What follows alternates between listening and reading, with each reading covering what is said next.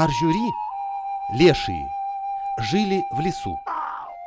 Они произошли от тех людей, которые наложили на себя руку или были убиты насильственно. Повстречав в лесу человека, Аржюри просил у него коття, конфету.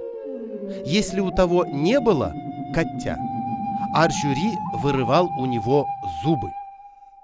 Аржюри мог защекотать человека до смерти, и при этом он, наверное, получая от этого удовольствие, хохотал.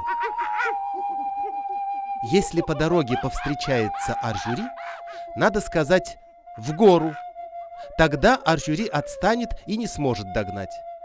А если он встретится у реки, нужно говорить «против течения». А если против течения, по течению. В настоящее время Аржюри нет.